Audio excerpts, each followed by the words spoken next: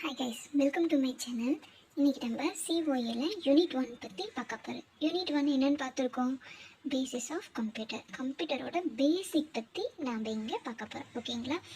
இதில் பேசிக்காக என்ன கொடுத்துருக்காங்கன்னா, யூனிட் 1ல் மெயினாக நீங்கள் வந்து 4 விஷயம் கவர் பண்ணணும். என்னென்ன அப்படின்னா, ஃபஸ்ட்டு வந்து இன்ட்ரொடக்ஷன் டு கம்ப்யூட்டர். ஓகேங்களா? அப்படின்னு என்ன, கம்ப்யூட்டரோட இன்ட்ரொடக்ஷன். ஓகேங்களா? அடுத்து மெமரி 1.2ல கொடுத்துருக்காங்க பாருங்கள், மெமரி. ஓகேங்களா? மெமரினா என்ன அப்படிங்கிறத நீங்கள் படிக்கணும். தென் சிபியுங்கிறது ஒரே ஒரு இதாக தான் கொடுத்துருக்காங்க அது. தென் இன்புட் அண்ட் அவுட்புட் டிவைசஸ். ஓகேங்களா? இந்த 4 கான்செப்டை மட்டும் நீங்கள் நல்லா படித்தா போதும். ஓகேங்களா? இப்போ இன்ட்ரடக்ஷன் டு கம்ப்யூட்டர் அப்படிங்கிறது என்னென்னா, கம்ப்யூட்டரோட இன்ட்ரடக்ஷன். கம்ப்யூட்டர்னா என்ன டெஃபினேஷன். ஓகேங்களா? இது வந்து history and generation of computer. அடுத்து application of computer, advantages of computer. Then வந்து terms related to computer.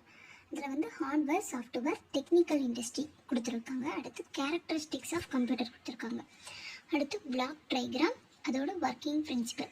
Block diagram எப்படி இருக்கும், அந்த கம்ப்யூட்டர் எப்படி ஒர்க் ஆகுது அப்படிங்கிறத பற்றி கொடுத்துருக்காங்க.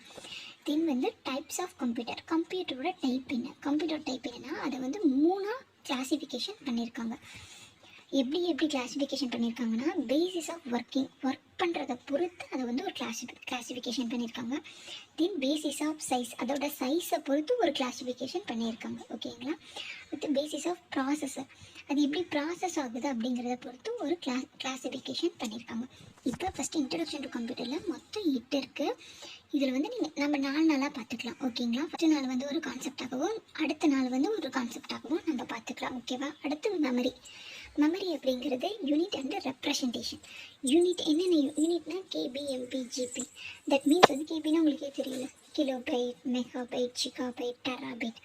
டைப்ஸ் மெமரியில் என்னென்ன டைப்ஸ் இருக்குது. Primary memory, secondary memory. ஓகேங்களா? அடுத்து சிபியுக்குள்ளே என்னென்ன இருக்குது. ஓகேங்களா? ஏஎல்யூ இருக்குது, அரித்மெட்டிக் லாஜிக் யூனிட்ஸ் இருக்குது. ஏஎல்யூனா அரித்மெட்டிக் லாஜிக் யூனிட். ஓகேங்களா? கண்ட்ரோல் யூனிட் இருக்குது, மதர் போர்டு இருக்குது. இந்த மாதிரி நிறைய கான்செப்ட் இருக்கும். அதை வந்து சிபியூவில் பார்க்க போகிறோம். தென் அடுத்து வந்து 4th என்ன பார்க்க போகிறோம்னா, input and output devices. Input டிவைஸ்னால் என்ன. ஓகேங்களா? Mouse, keyboard, graphic tablets. ஓகேங்களா? இந்த மாதிரி. அடுத்து அவுட்புட் டிவைஸ்னால் என்ன, மானிட்டர், டிஸ்பிளே, பிரிண்டர். ஓகேங்களா? இதெல்லாம் அவுட்புட் டிவைஸ். அடுத்து கனெக்டிங் போர்ட்னா என்ன, கனெக்ட் பண்ணுறது, கனெக்ட் பண்ணுறது. ஏதாவது ஃபோனை லேப் ரெண்டையும் கனெக்ட் பண்ணுறதுக்கு என்ன பண்ணுவோம், நம்ம கேபிள் யூஸ் பண்ணுவோம். எனக்கு இப்போ டேட்டா கேபிள். அதாவது நம்ம மொபைல் சார்ஜர் மேலே இருக்க ஒரு ப்ளக்கை மட்டும் ப்ளக்இன் பண்ணிட்டு அந்த டேட்டா கேபிள் இருக்குல்ல, அதான் நம்ம என்ன சொல்லுவோம், யூஎஸ்பி போர்ட்டுன்னு சொல்லுவாங்க. அதை இங்கே கொடுத்துருக்காங்க பார்த்தீங்களா, அது. அடுத்து அதில் சீரியல் போர்ட் இருக்குது, பேரலல் போர்ட் இருக்குது. ஓகேங்களா? Installation of scanner and printer. அதாவது ஒரு ஸ்கேனர் இல்லைனா அண்ட் பிரிண்டர், இது ரெண்டில் ஏதாச்சும் ஒன்றா எப்படி இன்ஸ்டால் பண்ணுறது அப்படின்னு எடுத்திருக்காங்க.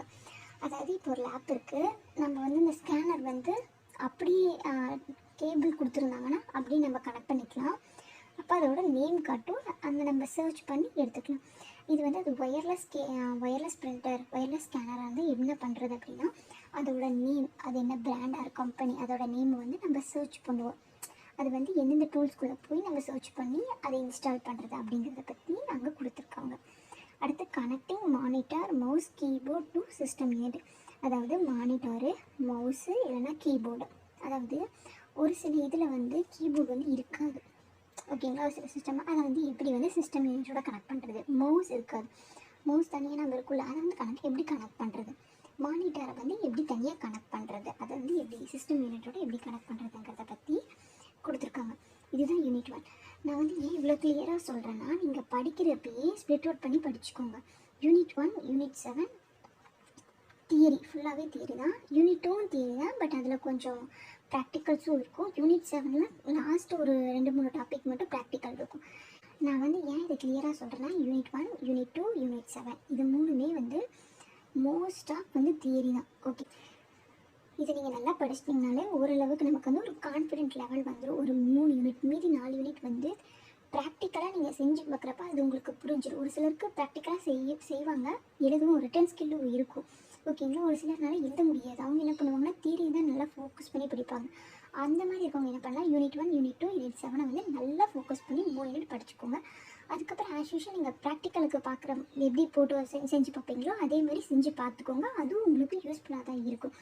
இப்போ யூனிட் 1ல் 4 கான்செப்ட் சொன்னேன். ஓகேங்களா? அந்த 4 கான்செப்டை பற்றியும் நம்ம வந்து ப்ரீஃபாக அப்கமிங் வீடியோஸில் பார்க்கலாம். ஓகேங்களா?